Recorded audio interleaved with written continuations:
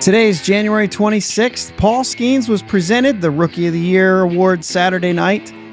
The BBWAA awards. Some takeaways from that. And the Cubs not done. Are we actually chasing Chicago? You're listening to the Bridge to Buctober podcast.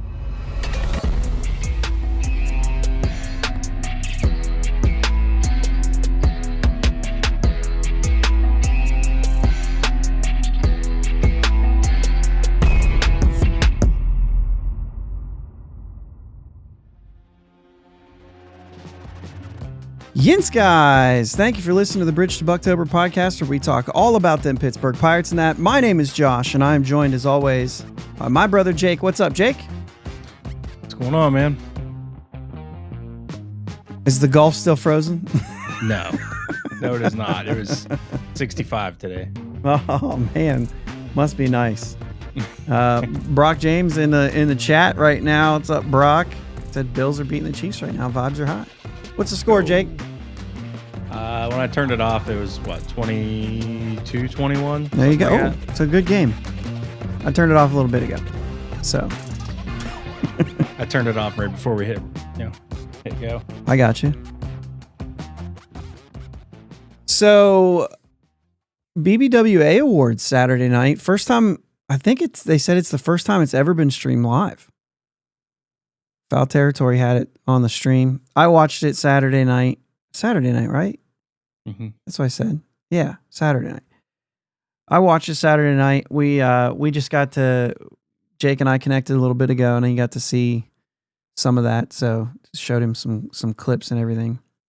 So anyway, pretty interesting. That's usually something that you don't get to see. The actual banquet where they get their award and all that kind of stuff. So it was pretty cool. Pretty interesting conversation. We'll talk about some of that. Obviously, the Cubs today acquire Ryan Presley from Houston, so we're going to talk a little bit about that too.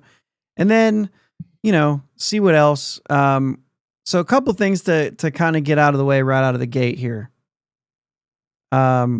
Arbitration hearing period starts this week through pitchers and catchers reporting, right? Mm-hmm. Through February 14th. I think they report on the 12th or something like that for the Pirates, but it's essentially sometime through there. There's only two for the Pirates, Oviedo and Santana, so I don't actually even know when those are scheduled. I'm sure somebody will let us know. I don't know if they even tell us. It's like every year you have to relearn a bunch of stuff. Yeah. So that's kind of how I feel about it. But That's happening. And Thursday, we went on and on, right? Chat was crazy, and that was a lot of fun. But also, we had in our notes to talk about the Hall of Fame. We never did. Ichiro, Right. CC Sabathia, and Billy Wagner going to the Hall of Fame. I think I saw something like Billy Wagner's only like the 9th reliever to go into the Hall of Fame. That's wild. Something like that. I thought that was crazy. But Ichiro, not unanimous. I want to ask you, is that a deal or is that not a deal? No. So question, here's my question. This is kind of a comp to that. Okay. Anybody in a job interview ever ask you what your GPA was, or did they ask you if you got your degree? Okay. You know what I mean? You get your degree, you get your degree. You get in the hall, you're in the hall. I don't care if it was, you're the same. Everybody's the same. So if you're in the Hall I of don't Fame, you care. have a better chance to get a job. I couldn't even get through it. No, I get it. So, okay, I get it. You're in the Hall of Fame, you're in the Hall of Fame. Doesn't matter what year, doesn't matter what the voting was. No. Okay, but let me go one step further there, because I think that, I mean, I'd be surprised if you are still on this page. Does first ballot Hall of Famer mean anything?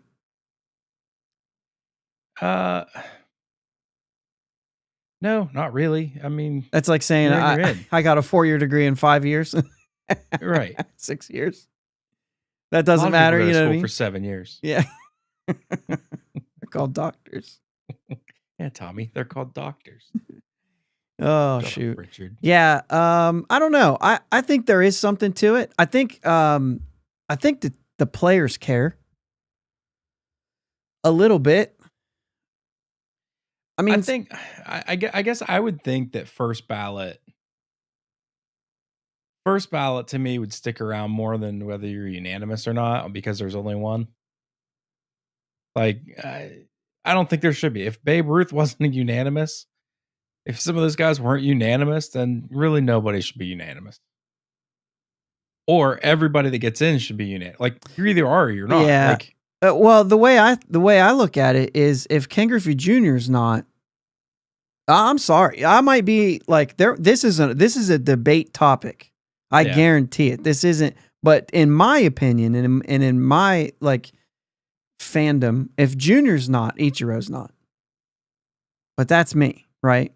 And I'll accept the argument and the debate on that. And I think that's the way it goes, right?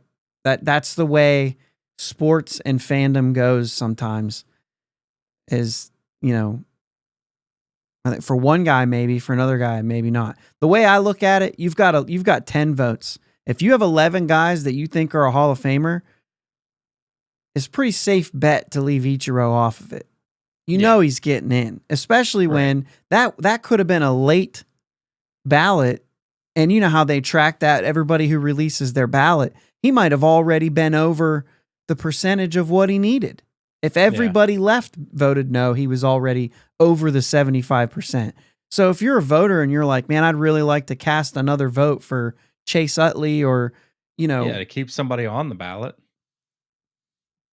So if that's the case, then you might go throw a vote out there and say, I you know, there were some guys that dropped off the ballot. Yeah. There were some guys that got just a little bit of love that I was surprised about. I was surprised King Felix got so many like less votes that he did. Yeah. And there are conditions, right? Kevin Gorman left Felix off of his when he did the vote. And I asked him, I was like, why not Felix? And he basically just said, I used all 10. You know what I mean? So like once he says I used all 10, it's like anybody else after that, it doesn't mean that they don't believe that there's other Hall of Famers in the list, but it means that I can only use 10. And I think there are more. And if you're a big Hall guy, then there's probably going to be more than 10 guys that you would vote for. Do you have a preference? Are you a big Hall or a small Hall, or you don't even think about it? I don't really think about it. I mean, if you were dominant and then you should get in. Like if you were dominant and because I understand the integrity part of the Baseball Hall of Fame is a little bit different than other sports, right? And I think that plays into it. Well, at least they say it is. Right. At least the intentionality is there. Right. So, I mean, I don't want to say I'm a big Hall guy, but I mean, this year there's what 5 people total. I mean, that's fine. But I mean, I Oh, can't yeah. imagine there's not a reason why there isn't a Hall of Fame class that's like 70. You know what I mean? Like I don't know. I just feel like That's what just I don't think about. I don't think about who the class is. I don't think about who's going in this year versus who went in last year or anything like that. For me, it's just a matter of the guys that are there, are they Hall of Famers or are they not? I think that's where I think the silliness of somebody who says, I voted for 6 guys. Well, why not this guy? Well, I don't think he's first ballot.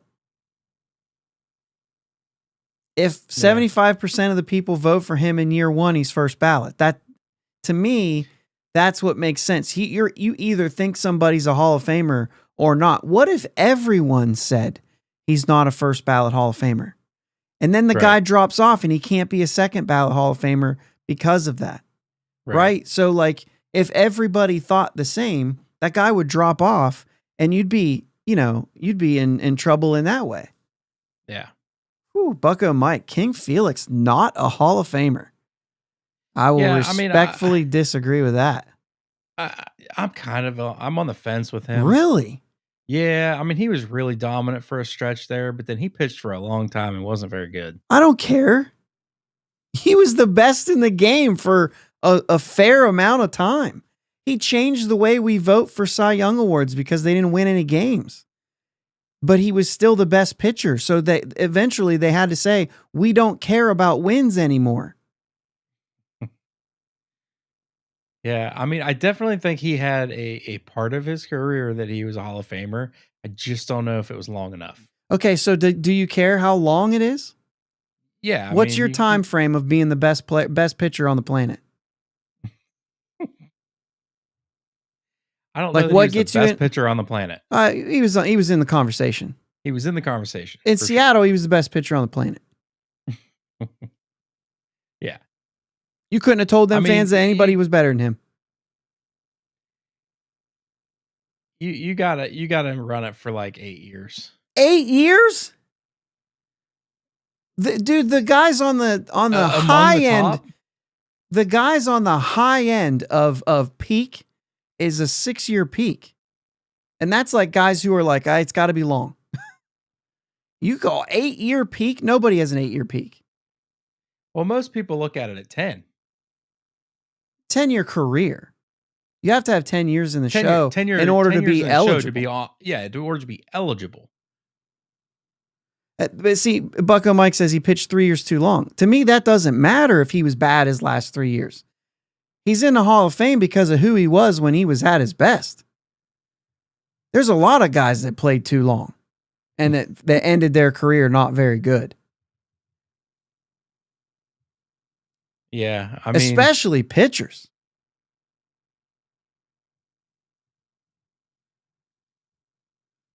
Bucko Mike keeps throw away the last 3 years, man.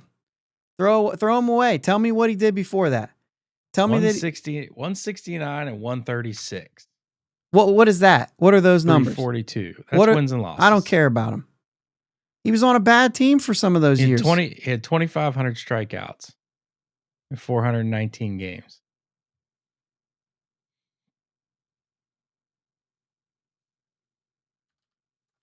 Keep going.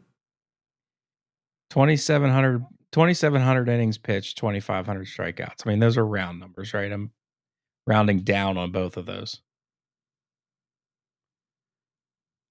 Top 5 Cy Young, winning it once. Top 5 4 times. All in a 1, 2, 3, 4, 5, 6, 7-year stretch.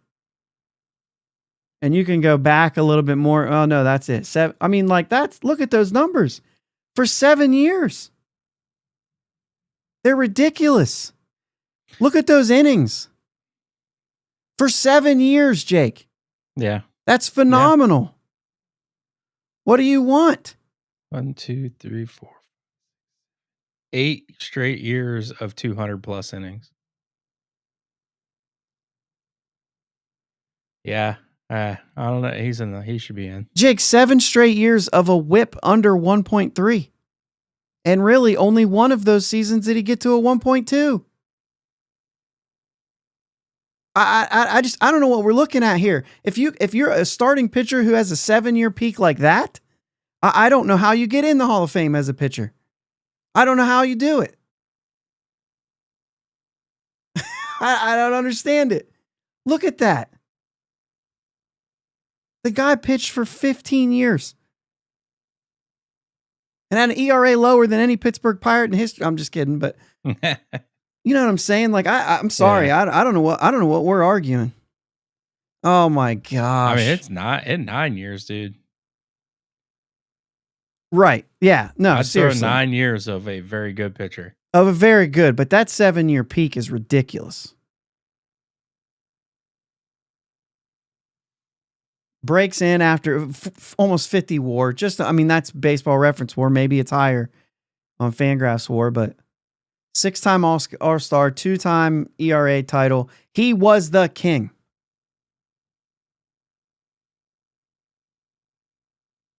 I don't know, man. I don't know, man. I didn't realize. I knew he was like really, really stinking good. I didn't realize it was that long. I thought he fell off earlier than that. And you know, the argument's fine. Those last 3 years, as soon as he passed 30. Still. Yeah. But when you had that much mileage on your arm from the time you were 19, at 20 years old, Jake, he pitched 191 innings. Mm-hmm. And then it never stopped. 249 innings in 2010. So he at 20 years old, 191 innings. At 21, 190. And then that was the run of, from the time he was 22 years old until the time he was 29, it was at least 200 innings. Mm-hmm. Tell me a pitcher that's going to do that again. Not in today's game. The game's got to change before this happens again. But I'm just saying, in his era, though, that's what matters. In his era. No, come on, man. I'm not even sharing that stuff. We ain't talking about Dave Parker. We're talking about King Felix. One's a pitcher, one's a hitter. You ain't got... I don't care if you were afraid of King Felix or not. He was punching you out. You don't have to be afraid of him for him to beat you. Yeah. He was beating you. I don't care if he's scary or not. No, I'm sorry. I don't care about first ballot, second ballot, all that stuff. He'll get in. He's a shoo-in. It was unbelievable. And to me, the Hall of Fame is less about what you did the entirety of your career. For some guys, it is. Chase Utley was never even the best player on his team. But he did it so long at a level that was high enough that he put stats together that makes Brian Kenny think he can't believe this guy isn't already in. And I was caught off guard when they started talking about Chase Utley as a Hall of Famer because I was like, what? Like Jimmy Rollins and Ryan Howard were the best on that team. And then he went to the Dodgers and surrounded by all those guys. But like, he was never even the guy. How can you put a guy like that in the Hall of Fame? Well, because there are different paths to the Hall of Fame. I'm not sold on Chase Utley quite yet, but I have this conversation a lot. I got a friend who's a Philly fan, right? Grew up near Philly. So like we talk about this all the time. Now he will tell you that there are fans in Philadelphia who would tell you Chase Utley was the best player. But outside of that, he was never like talked about as the best player on that team. And I was like, well, maybe largely because there's 2 other guys who won MVPs and he didn't. Like he wasn't the best player. So it's a fun argument. But at the same time, like King Felix was there. Yeah. So He's played on bad teams. But the thing is like you go into this and you say, what makes you a Hall of Famer, right? And it's hard. You can't compare stats to somebody who played in the 70s. You can't compare stats with somebody who played in the 50s. You can't do that. It matters on how you were against your peers, right? How you were doing at the time that you were doing it. And Dave White says, if you aren't sold on him now, you're not ever going to be. And he's talking about Chase Utley. I don't know, because I still haven't looked deep into the numbers. To me, I want to go longer without the numbers sometimes to say, let's think about who he was, though. Let's think about, was he famous? Was he one of the best teams? I mean, this is the argument for Dave Parker, Mike.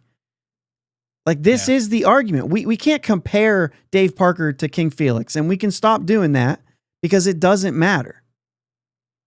The point is that Dave Parker, when he played, was one of the best players in the game for a stretch of time, for the height of his career. And that wasn't a short time. Dave Parker should have been in the Hall of Fame a long time ago. So the same way, King Felix was one of the best.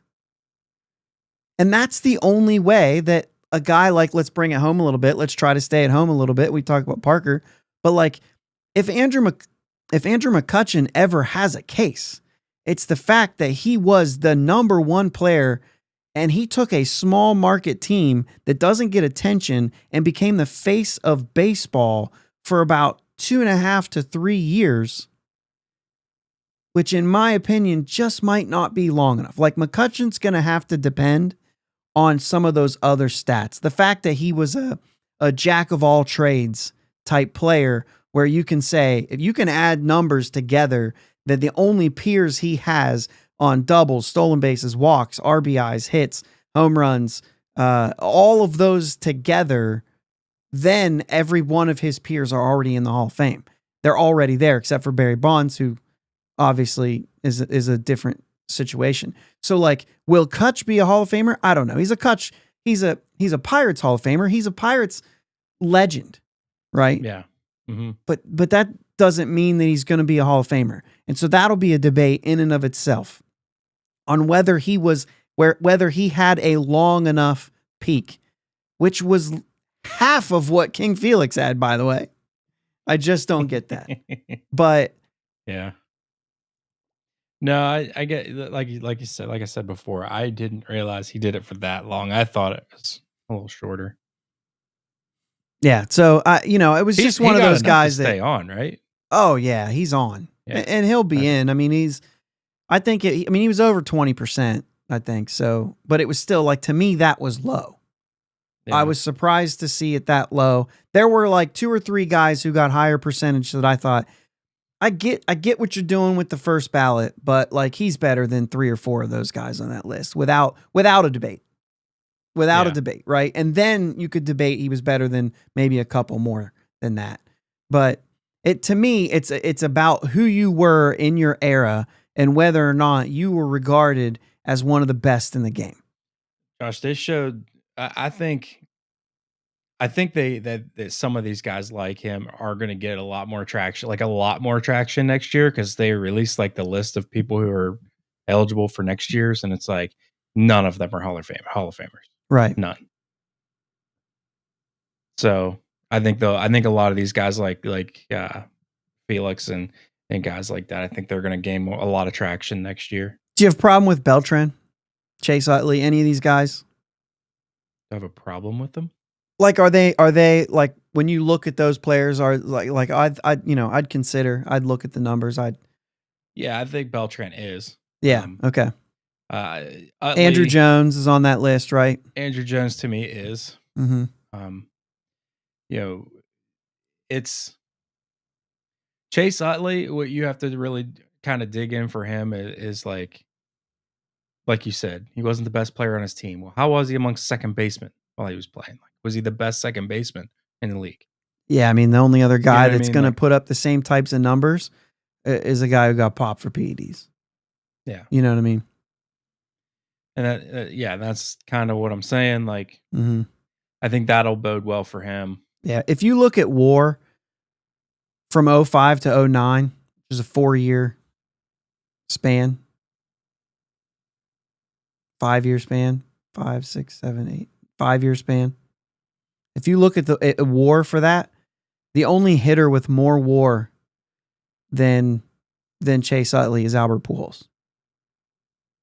Now, you look at OPS plus, and he's like 22nd. You know what I mean? There's like a little bit of a difference there, which I always thought defense wasn't a strong suit, but then turns out it played a big part in his WAR numbers, which we know are wishy-washy. Yeah. So anyway, I mean, I always like the Hall of Fame discussion. I think it's a good one. Obviously, Ichiro, Billy Wagner, CC Sabathia, all deserving. Billy Wagner, it took too long. Yeah. Billy Wagner, first Division III athlete make it to the Hall of Fame. There you go. Division III baseball. Okay. I think some people thought it was fitting that in his final year he closed it out. You know what I mean? It's a way to look at it, but yeah, it's cool. That's cool. All right, let's talk about. Oh, go ahead. Yeah, he just didn't hang it up because he wasn't good enough. He hung it up for other reasons, for family and stuff like that. So I think that's kind of cool that it's not. He didn't be like, well, I can't do this anymore. You know, I'm not good anymore. Like, he went out on top. He was still a stud. Maybe that's why it took him 10 years. Maybe. You know what I'm saying? Like I don't know. You don't get to some numbers unless you play a couple of years when you weren't good. You don't get to certain milestones that you could have got to. I don't know about Billy Wagner. I don't know what he was like. That's the other thing was he even really like, did he leave? And it's like an assumption that like, yeah, he would have. You know what I mean? He probably would have got was it 500? I think he would have got the 500 saves.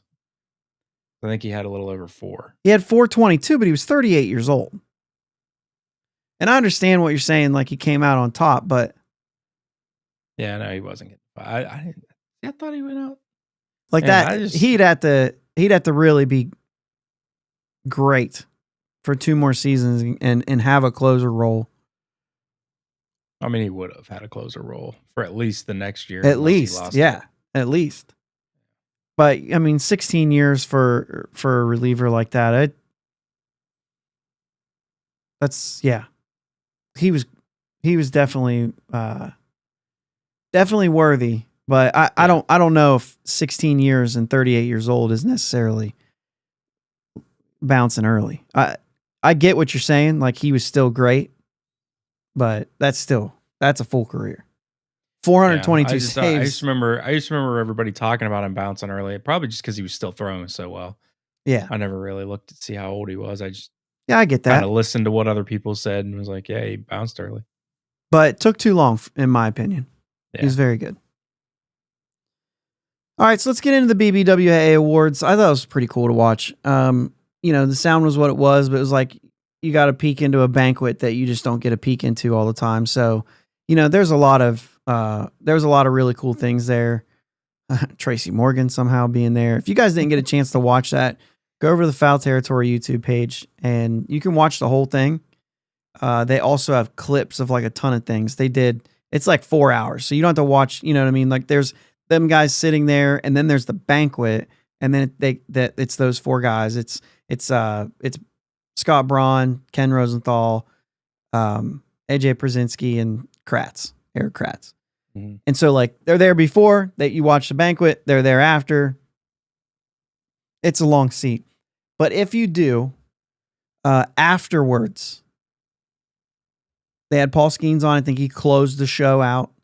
They had Scooble on, they had Sale on, they had AJ Hinch, and they had Barry Bonds, all who sat down with them and talked for a while. And so we'll talk Skenes first, obviously. But I think we're going to talk a little bit about the Bonds interview as well. Where's my time? See, I don't have my time on. Never mind. You got 30 minutes. Okay. I'm not going to go into that. That's where I thought we were. That's where I thought we were. They are who we thought they were. So anyway, Bob Nutting gives the presentation speech. Is that what you call it? He presented the award to Paul Skenes. He does his little thing. The photo at the end was ridiculous. Looks like It's so funny because, like, you see a photo and you run with it. He looked mad. Well, you see this. I mean, you remember the Rookie of the Year when it was announced, and Paul Skenes looked like he's kind of annoyed by it. He actually addressed that right out of the gate. He's like, I was very excited. Yeah. I don't know why. It was like it just came off like I wasn't, but you know what I mean. And Nutting always, his eyebrows always do this anyway. So it's like, even when he's happy, it's like, oh, maybe he's not mad. And then as soon as he goes just regular, it just looks so mad. He looks so mad about taking that picture with him. But that wasn't the vibe of the night. Just to say, like, Bob Nutting, that was not the vibe for him. He was not mad to be there. He was honored, blah, blah, blah. Listen, it was one thing about Bob Nutting that, like, because obviously we have a lot of stuff to say. As Pirate fans and whatever else, we've all got a lot to say about Bob Nutting and the way he runs a business and yada, yada. But the one thing that this guy does, everybody has qualities that are good and bad. Some guys are good businessmen, some aren't. But as a guy, this guy cares about the people that are involved in his organization. At least it feels that way. He talks that way. That's fine. That's one thing. But people talk about him that way. Why do you think McCutchen even sticks his neck out there at all to say anything nice about him other than the fact that he's treated McCutchen well? And it just feels like he cares about that kind of stuff. He cares about character of the guys that you're bringing in. Probably, you can imagine a Bob Nutting who, and I've heard stories, by the way, off the table, not public, from other people who've messaged us. You know what I'm saying? And have personal first-person accounts of things. But either way, he cares about people, and that was evident in his speech too. He couldn't tell that speech without. I mean, like, he rattled off some stats about Paul Skenes, and then he was pretty much done with the baseball talk. He talked about the story at Air Force. He talked about his character, how he carries himself, how much Nutting respects Paul Skenes and the way he does that, how it's blatantly obvious that he's that way because of his family, and talked about Skenes' parents and how great they were and how proud they should be of what they've done and how he was crediting them for that. And like, it's just like a Bob Nutting, like everything that you would expect, right? Where basically doesn't talk about baseball. And you're like, yeah, okay. You know what I mean?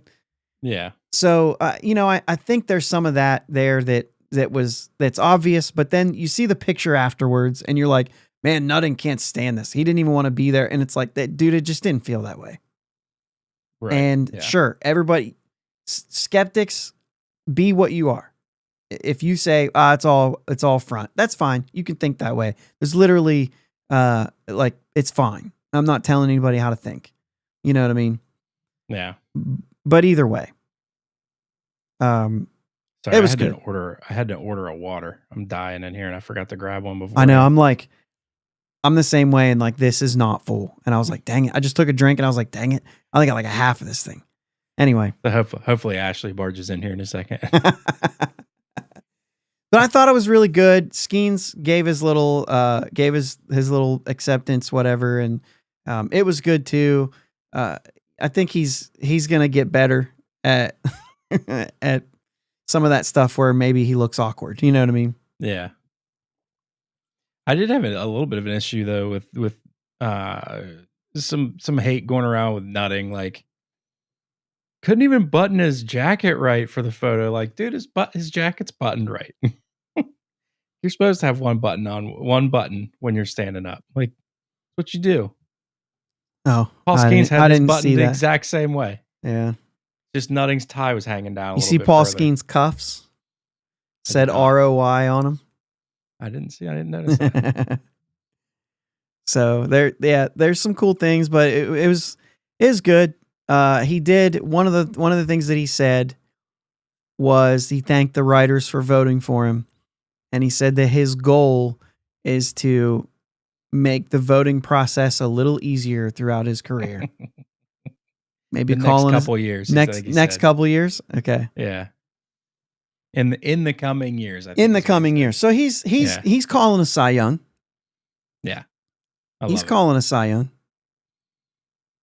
Pretty cool. Mm-hmm.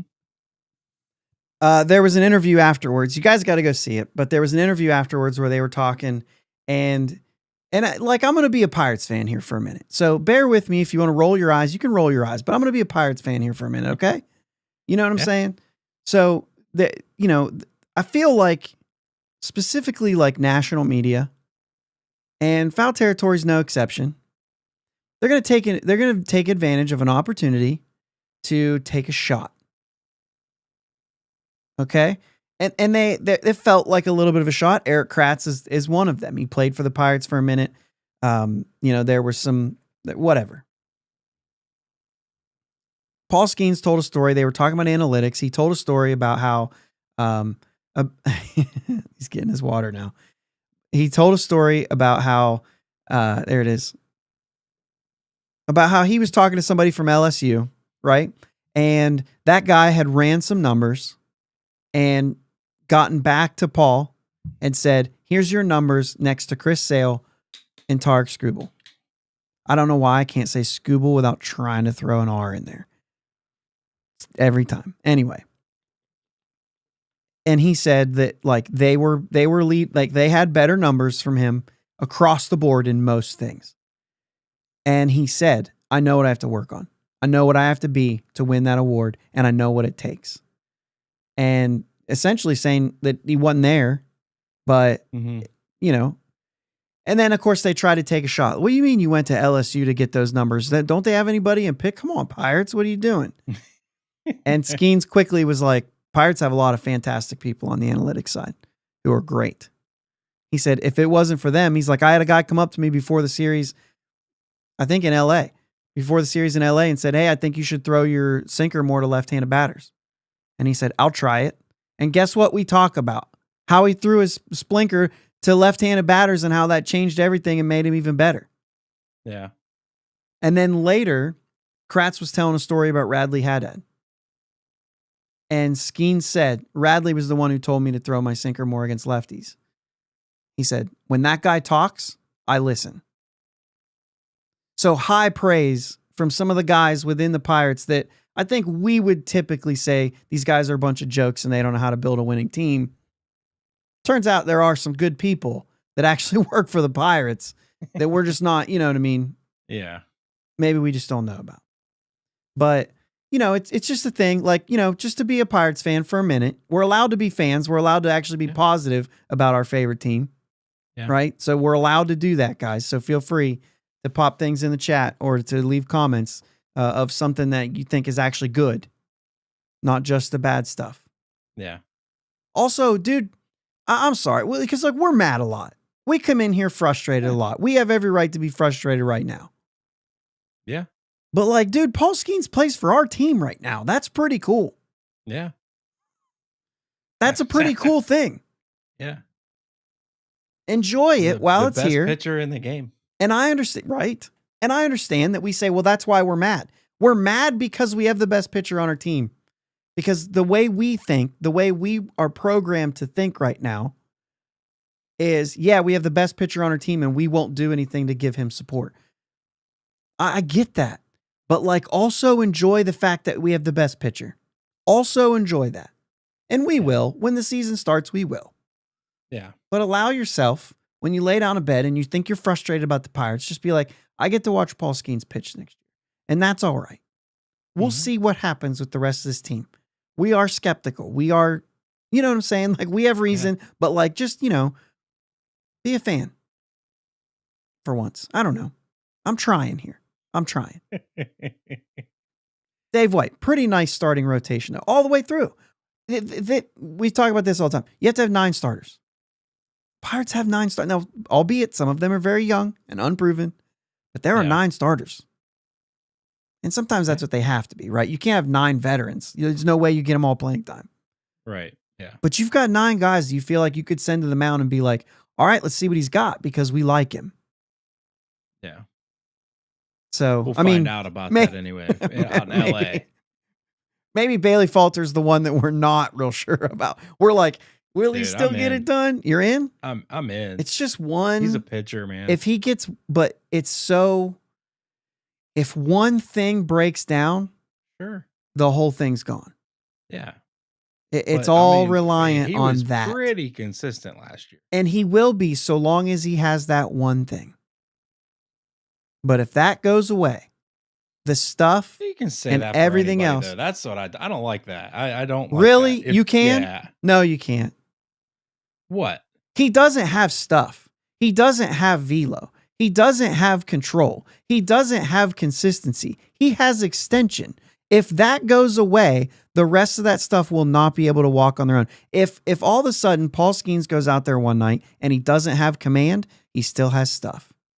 He can still be dangerous. If maybe his stuff's not great, he still has command. He has other things to rely on. He has velo. Yeah. If he doesn't have his velo, he's got great movement. He's got great stuff. Everything hinges on one thing that if that goes away, it's not there. That's not it. You can't say that about anybody. But you can, in a sense, because I mean that's something that's repeatable that he works on. That it's not going anywhere. Like he's a crafty lefty, and I like crafty lefties. They're fun to watch. Is he though? Yeah. Or is he? He's a deceptive lefty. He's deceptive. He's not That's crafty because the stuff's not good enough to like be This crafty. stuff's good enough. Yeah, it is. Okay. I'll trust you here. Hey, Dave White's on board, man. He says, I think Falter's going to be much better this year. If I was calling the shots, or not calling the shots, but if I was giving my prediction today, I don't know, we'll look into the numbers and we'll dig in and we'll do some like more projections and stuff as we get closer and everything. But I would say he doesn't even finish the year in the rotation.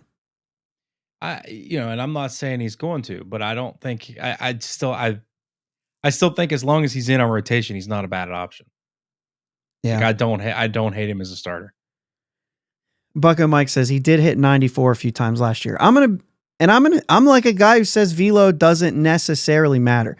If you can locate a fastball and you can spin it and you can move it, I don't care if it's 92, it can be effective.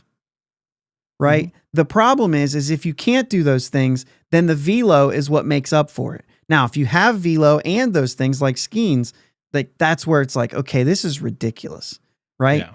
But like you're going to see Harrington come up here and he's going to top out at 95 probably, or you know what I mean? Around there. And like, he's still like an effective pitcher because he has movement, he has spin, he has location, he pitches, you know what I'm saying? And there's a lot to do with that. Like Falter is deceptive. It's even though it's 94 or 92, it feels a lot faster because of that extension. So there's a deception there where it feels a lot faster than it is. And that's what he has. And you're right. He's got his fastball with that extension slider is good. And I think that if he does fall out of the rotation, I think there's a chance he could be a reliever. He's a guy who has that type of like, he's got two pitches that could play out of the bullpen against lefties and whatever else. You know what I'm saying?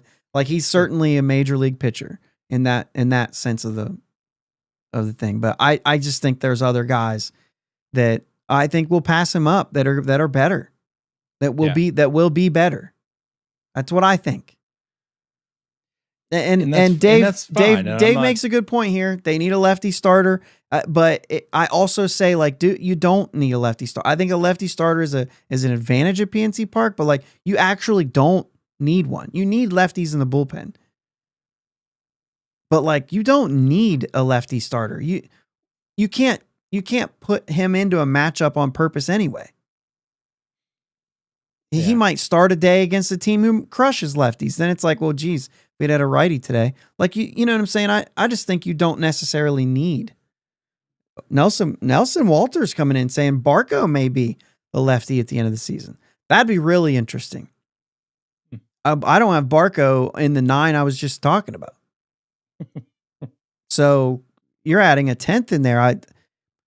This is what I'm saying. The Pirates are doing something right. Yeah, we got some depth of pitching for sure. If Barco's even a chance, if we got guys saying Barco's a chance, like seriously, he looks good. And there's other guys too that's going to be around there. So I'm just saying, you know what I mean? Like there's some things they do well. Yeah, for sure. What are you laughing at? Sorry, I'm thinking of things that in my head. Like I went almost here. They got names like for an eagle. Listen, me and Jake And will others, always go too. to like Chris Farley movies. That's the second Farley movie quote you've had of this show. And if you guys are like around our age and you're way in on Chris Farley and you've seen, excuse me, Tommy Boy and Almost Heroes, You'll you're get already- a lot of our quotes. Almost Heroes, one of the unsung, or what do you call it? Unknown best movies ever. Oh, I love it. Because a lot of people just don't know about it. It was his last movie. Mm-hmm. Oh my gosh. He actually died Sorry. before it came out. Yeah. Anyway, His brother had to stand in for some scenes. I didn't remember that. Dave White says, I do look for some of these pitchers to be traded in spring training. It could be. Could happen. Could happen. This team is not there Or- yet. We could have just signed some free agents that were affordable. Yeah. I mean, they're not there yet. And there are things, like I said, now that, first you start with the good stuff and then here we go. There we go. Of course, Brock knows. Brock knows all about it. Brock was our drummer back in the day. We did an Almost Heroes tour, right? And so we almost named all of our songs on the album after Almost Heroes quotes. Yeah, It was that bad. Anyway, I need to watch that again. Or do I? I know, since I know the whole thing. Say Poppy. Anyway, you start with the good, right? But then we still have to work our way here. Yeah. They're not there yet. Right. And it feels like it's going to be difficult for this team to get there. And we've talked about right field countless episodes in a row. So I'm going to spare that. Go back and listen to Thursday's show. Excellent conversation we had Thursday, Friday. If you're audio, it's Friday. Just go back and listen, and you'll get all the fill you need of that conversation. But this team's not there yet. I think that they can still be good, but if you were to sit down and say, all right, here's what they did in the offseason. We like this move. We like this move. I think this team has a chance to win the division. I just don't see saying that. Yeah, not based on moves we've made for sure. But even yeah, sure. Definitely not based off the moves we've made. But if you look at this team and you think about the chances they have, Milwaukee's the team that was the champions last year. They just lost Willie Adames. They lost Devin Williams, who they had for, most of the season last year, or at least half the season last year. What else? Hoskins is still there. So they've got some different things in the mix there. Those guys are going to get, if we think our guys are going to get better another year, that outfield's going to get better another year. You know what I'm saying? So there's a lot to like there. Their bullpen's still strong. The reason they were able to get rid of Devin Williams is because of the surgence of some of those guys in their back end right now. Their manager's coming off a Manager of the Year award. You know what I'm saying? Yeah. There's a lot to like still in Milwaukee. And so you got to admit, or you got to assume that team's still going to be competitive, right? They're still going to be a good team.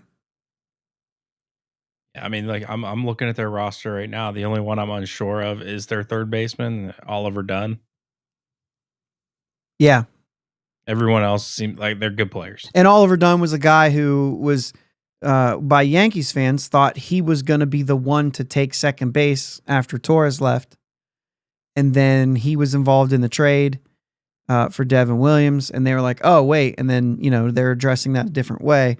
But so Oliver Dunn, also young guy, fits well in that young guy culture that's going there, and they're doing things right. And the Brewers continue to, every time you write them off, they're a good team. Oh, they just traded away Corbin Burns. I said last year, they moved Corbin Burns, and I just realized, Jake, that I never saved. Awesome. We're still episode 272 up there. 272. And it's all last week's notes. I never saved the file to change that. That's funny. So that is funny. Okay, well, way to go. Way to go. Sometimes you win, sometimes you lose. But the I think the Brewers are always, Brewers are still I gonna be said good, yep. that Adames would be traded at the deadline and that team wouldn't be there, right? Adames obviously had an incredible year. So that was a big part of their team. I really like Joey Ortiz for shortstop, but he's not a hitter the same way. Yeah. They Plus did they pick got up Nestor Cortez, which is somewhat of a, we'll see. He's somewhat of a we'll He's see. gonna be their 5th starter. Yeah. So anyway, You know what I mean? Like the Brewers are still there, right? Cincinnati did stuff. Yeah. Not Hall of Fame worthy stuff there by Josh. You're right. Cincinnati's done some things, and I'm not sure they're done. They just got the new FanDuel thing, which gave them a little bit more flexibility, according to Kroll. A little bit more, so we'll see what that even equals. But they're also deep in the starting rotation standpoint. I think maybe a lot of like average guys, but they're there, and the young guys are there. And Hunter Green's going to keep getting better. If Rhett Lauder gets an opportunity, he's good. Ashcraft is good. Lodolo, if he can stay healthy, is good. They got Brady Singer now. Brady Singer's there, which, like I said, I'm not like way in on Brady Singer, but like he's a major league arm that's going to slot into that with some veteran, you know what I'm saying, presence and whatever else. But then you also have Nick Martinez is back. And the biggest of all, Rosica's putting it in here right now, Francona. Yeah. You go get Tito, you're going to get more out of that young roster, hands down. Mm-hmm. What's up, Mutu? And so, like, you when you look around and you say, I don't actually think that the Reds are, like, they're getting better. I don't think that they're what they were. And you say that every year with the Reds because the potential's there, and then they never reach it because they had David Bell at the helm. Right. And now they don't. How big is Tito when you're going, I've said this before, when you're going from the worst manager in baseball, in my opinion, and a lot of Reds fans' opinions that I talk to Tito Francona. Yeah, it's a huge deal. A Hall of Famer in his own right. Yeah. And then big deal. The Cubs get Tucker. They just went out and got Ryan Presley today. And this is where we're going here. The question is, are the Cubs the team you're chasing, or is there not enough there yet? Because they got some serious dudes, but they also lost some dudes who could have been, like Bellinger being gone is like, well, he could have been big. You know what I'm saying? And then there's other players, I don't think their starters. I don't think their pitching rotation's that good. They got Shota and Steele. Right. Which is incredible. But then you got Tyone and no, absolutely. But then you got Tyone, who's, I still like Tyone. I love Tyone. I just don't think he's that good anymore. Matthew Boyd is, whatever. Colin Ray, whatever. You know what I mean? Like, I don't know who Javier Assad is. I'm not sure about that one. But but you just named more than 5 options. You know what I'm saying? And I think that's the thing is like there is some flexibility there that if somebody jumps up and improves quite a bit, you know what I mean? Mm-hmm. Then you've got options there. And so the Cubs are starting to look like they're putting something together. And oh, by the way, they only have Counsell as their manager. So you're looking at like whether you like or not like Derek Shelton. Let's say you're in the camp where you like Derek Shelton. He does not add up. He does not match up, rather, against Terry Francona, Craig Counsell, and now Pat Murphy. Yeah. He's just not there. Right. So there's a lot of things that like they're going to have to overcome a lot because there are 3 teams. Now the Cardinals are out of this, Jake. The Cardinals, this is the time to be good. Yeah. The last time the Pirates were good, the Cardinals were still in our way. Yeah. But now that's not the case. And I'm going to say it this way, like we're allowing the other 3 teams to stay ahead of us. The Cubs, I would say, are different because the Cubs can spend enough to actually just be above us without us allowing it to happen. But Milwaukee shouldn't be that much. Cincinnati's around this. Like there's similarities there as far as market size and money and whatever else where we could be around the same thing. I thought you were a little down on Tyone there. Thanks. Bucko Mike puts Tyone's numbers 12-8, 337, 1.13 whip, 165 innings. I mean, I still like Jameson Tyone a lot, and I think he's better than he's still putting up better numbers than Mitch Keller is. Yeah. You know what I mean? Yeah. When you like Keller, it's kind of hard not to just like Jameson Tyone. I'm a mixed bag of emotions on Keller too at this point. Sure. Another step forward for him this year has got to be. He's got to continue to get better. I think maybe the 6-man moving things around was rough for him last year, but he's, obviously still got to put some stuff together. What's up, Jim? But when you look at those 3 teams, and I mean, who's the team you're chasing right now? I mean, after all 3 of them, but who's the team right now? I would definitely put the Reds behind the other 2 teams. Even though I like a lot of what they're doing, they still a lot to prove. But the Cubs have gone out and made moves that make it interesting. I don't like their lineup all the way through. It's probably a little more alike with Milwaukee, but there's also a lot more youth there. And so you just never know. We've seen it. We've seen it firsthand here when a guy has a good season, you're like, he's going to take a step forward, and instead he takes a step back. Yeah. That can happen with any of these young guys. And then from there, write your own career. That's fine.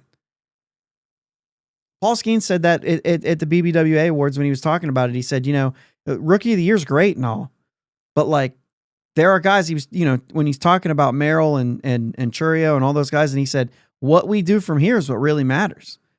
Sure, you win an award here, but the guy who wins the Rookie of the Year could just not be a great player, better, and have a Hall of Fame career. So it is a cool thing, but you got work to do still. And so just the same thing with any rookie who's really good, Jackson Merrill might come out next year and I don't think so, and he might be man, I don't even know if we can keep this going. You know what I mean? I think he's so good that that's not going to happen, but you know what I'm saying? Right. You just never know with any of these guys. I don't know why I did Merrill instead of Churio when we're talking about the Brewers, but you just never know. Joey Ortiz is a fantastic shortstop. He was fine at the plate. But when you don't have Willy Adames and you start to need somebody else to step up, if he takes a step back this year, it's going to be okay, what are we doing now? You know what I mean? You have to pivot quick. And so where we thought the Brewers were going to go down last year, there's no way that you can think that now. So who's the team to beat there? You got the Cubs? You got the Brewers? I'm still with the Brewers. Okay. Yeah, that's a good point. Jim says Corbin Carroll took a big step back, and he was still a good player, but it was compared to what it was. Yeah. And to be fair, I was thinking of 2023 Jameson Tyone because that was 4.84 ERA and 154. You know what I mean? I got you. He hasn't, but he did have a good season last year. Yeah.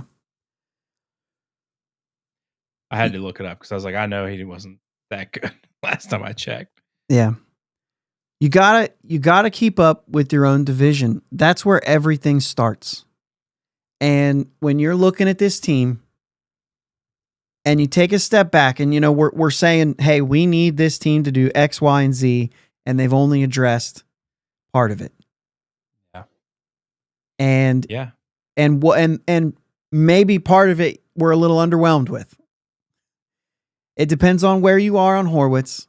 And it depends on where you are with left-handers in the bullpen. You know what I'm saying? They've only addressed part of that. But the Y and Z, they haven't even touched. I don't even think Z's in their plans.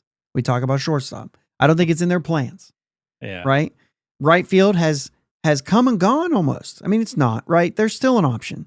There's still an option they could go out there and they could be better at that position. It's easy to do. That position was awful last year.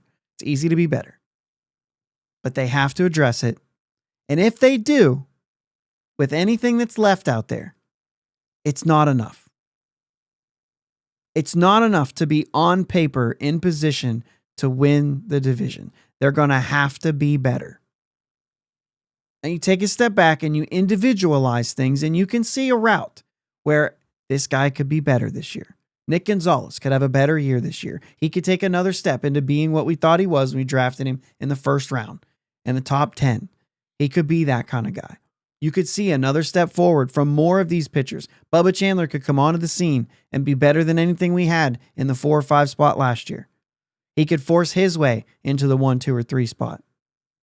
Jared Jones could take another step forward without the electric run, but just that steady Jared Jones could be better than what the steady Jared Jones was, right?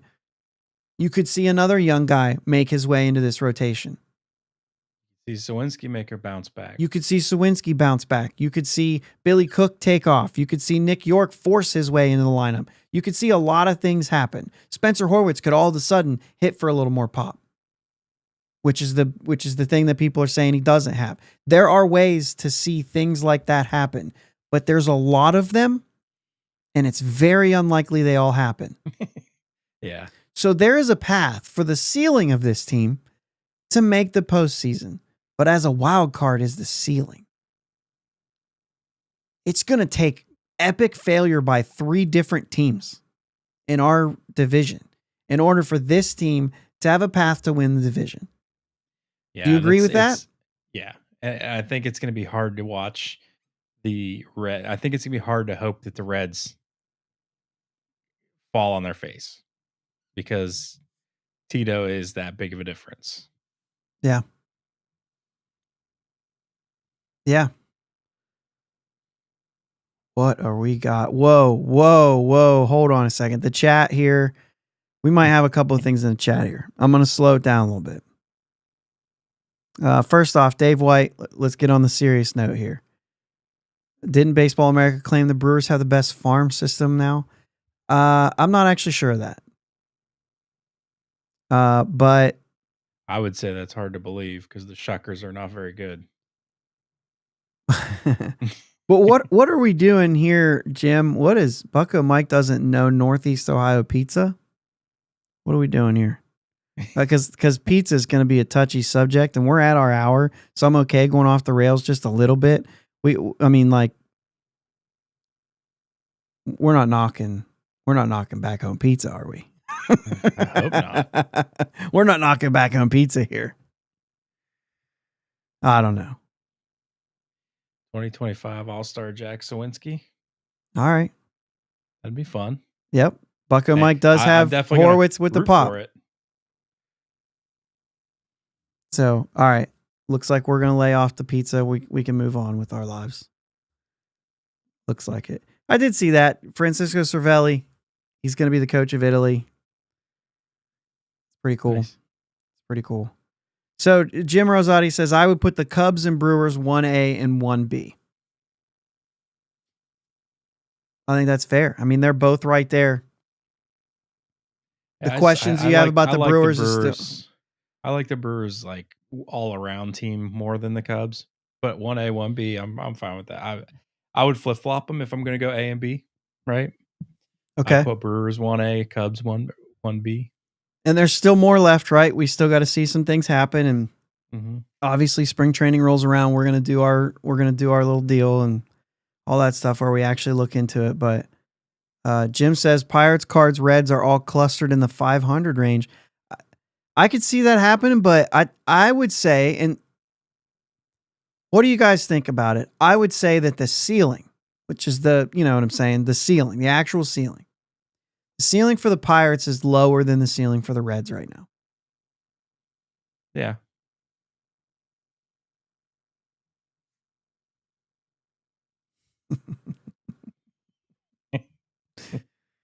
I don't know. That's my thought. Dave White says pitching and defense win games.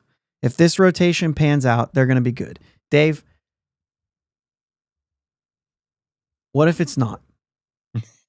Today's game, I agree with this. Pitching, certainly. You'll never take pitching away. You'll never take it away. It's always going to be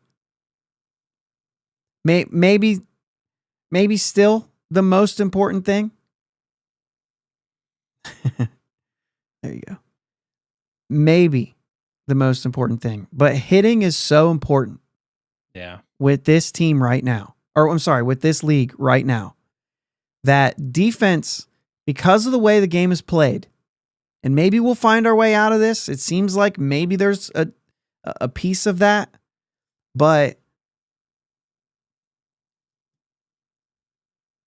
hitting right now is more important than defense. It's just more important. The way that they hit, the way that there's the balls in play, the way that you'd rather, like, walks are they're different. I just don't think that defense is valued as much right now. And to say that pitching and defense can win, offense will win over top of that. I mean, the Yankees were terrible defensively last year. They were terrible running the bases.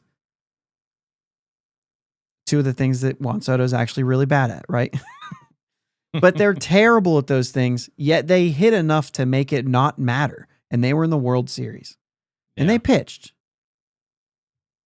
And even their pitching had some struggles, but they pitched. Yeah, they couldn't pull off the championship because their defense and stuff was so bad. Right.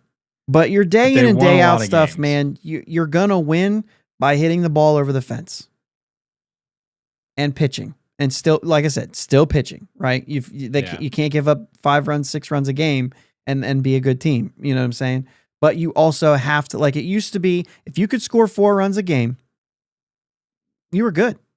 I mean, you're playing for that wild card just alone by scoring 4 runs a game. That's not the case if you're not pitching. And it might not be the case anyway. That number continues to go up. We used to say, oh, anything below a 3 ERA is fantastic. That's like 350 now. You know what I'm saying? Like, that's adjusted a little bit, mostly because they don't pitch enough innings. So it's harder to get it down, but also because it's just the way it goes. Like you adjust everything as eras go. And I think defense right now is just not as important. Yeah, I think your extra defense isn't as important. I still think you need to make routine plays. I mean, if you can make me some routine plays, maybe some not some of the extra effort, like crazy range stuff like that, like, and I'm banking on that because that's what we have at shortstop right now. Maybe that's, I get that. I'm trying to be okay with, right. Falefa at short. It's tough for me. Yeah, but like Ellie's going to stay at short for a while. Yeah. Because they don't care about the errors. He's going to hit. If it was me. Oh, isn't it Gunnar Henderson had like. Gunnar Henderson had a ton of errors. And they talk about how good he is on defense. Yeah. I mean, both of those players offer a lot outside of just making errors too, right? You know, there's a lot of things that they offer as well. They make errors. But that's the one thing about Cruz, man. I don't know. Never mind. He's not a shortstop anymore. We don't have to talk about it. We're at time anyway. So, yeah, I mean, there's some good stuff in here still. Mutu says Reds and Pirates rotations are similar. Skenes clears, but 2 through 5 from the Reds probably outpace ours. I see that. There's at least more known for the Reds. But, like, I don't know, man. Maybe. Like, Singer's falter to me. Yeah. Yeah. I don't really care for Singer much. I would rather have Jonathan India still. I thought he was a dude. No, he's not a dude. He's a 4+ ERA guy, 460 something last year. He's, you know what I mean? He's, I don't know, possibly Keller. 371. Last year? Last year. No. Really? 170 strikeouts, a 1.2 whip. All right. Well, I'm off. He's 6'5", 215. What do you have? I don't care. What do you have before that? What was his ERA before that? I mean, he's only 27 years old. 406, 491, 323, 552, 371. 428 career. Yeah. 5.52 ERA last year. But he had a decent year in 22. So, yeah. Well, yeah, a couple. He's due to have a bad year, it looks like. He's a sinker baller. That's why the Reds like him. You know what I'm saying? He's going to put the ball on the ground. They think he's not going to run into home run trouble. I tend to wonder why when he's given up more home runs every single year he pitches, and he was pitching in Kansas City. Yeah. So I don't know. Yeah, expected ERA last year 4.65. I don't know, man.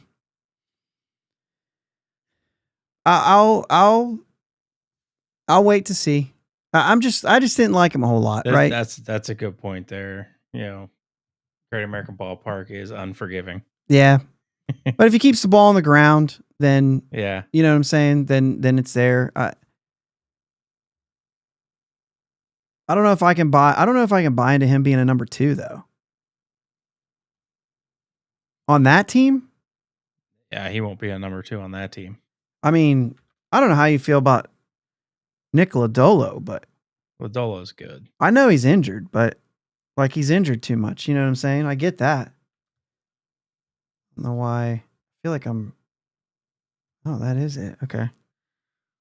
They do have him listed as number 2 behind Hunter Green, Andrew Abbott, Nick Martinez, Nick Lodolo. That's how they have it listed on Fangraphs right now. Brandon Williamson will miss the year, and I don't know that he's right there anyway. What am I missing? Graham Ashcraft is in the bullpen for them right now, is what Fangraphs has. He was tough. Like, he wasn't consistent, right? Carson Spears will get some starts for him too. But I don't know. Yeah, I guess in that rotation, he's got to be a number 2 just for the same reason that Keller was a number 1 because of the experience and these, you just don't put somebody else there. But Singer down the stretch, Bucko Mike says 1-7 with a 5.6 ERA in August and September. So yeah, that means he was really good for a while. Mm-hmm. That's the way I look at that. He was really good. Yep. See, there it is. Jim says I put Singer and Keller in a similar category. This is a thing that's kind of forgotten, Jim. Louder is also right there. Louder was awesome, and he's gonna be awesome. Like he was supposed to be awesome. I just don't see them getting through the year without Louder getting, a fair amount of innings too. So, for me, I don't know, man. I just don't see Brady Singer as a number 2 for long. So, yeah. But every team's gonna have their stuff. I still like a lot of what they're doing. You look through that lineup and you think about who they could be, who certain guys could be, and man, if it was me, there is no possible way. Fangraphs has Gavin Lux at DH right now. Like, I'm not doing that. I'm not doing that. When you have the league leader in errors at shortstop and your better shortstop is playing second base, get out. Like, Matt McClain will end up being their shortstop. Gavin Lux will probably be at second, and Ellie can be at third, or he can be in the outfield. It depends on what that outfield looks like with Fraley and Friedel and right now Spencer Steer. You also have to get a lot from Christian Encarnacion Strand, and if you get a lot from him, maybe then you don't have to bring Steer into first base and you can do something different. But if he's not doing well, then Steer comes into first. Or Candelario is at first base that opens up third base or something like that. So it just depends on what they do. But there's a lot to like on the Reds too. And it's a lot of that. Young guys have to perform. The idea is that the idea of this exercise, and we got to wrap it up here, but the idea of this exercise is the Pirates are behind still. And we're coming out of a rebuild, and it still doesn't feel like it's time to go. Right? Yeah. It doesn't feel like it's time to hit the ground running. It feels like there's still a lot to prove. Yeah. The fan in you can see where it can, but a lot has to go right. Yeah. Yeah. Good stuff, man. Mutu says, praying CES sucks again. For the Pirates, yes, but I do have an autographed card of his that's a short print that I'd like to sell. So if he could be really good for a couple months and I can get rid of that, and then he can stink. Okay, is that fair? Can we agree on that? I need to get rid of that card. He needs to be good except for when we face him. I didn't get the Skenes card.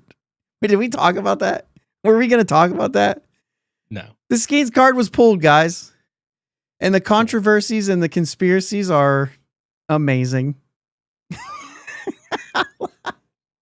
I love it. We couldn't be more opposite on that kind of stuff. Yeah, I love the conspiracies, man. Whatever, because I don't care what the reality is.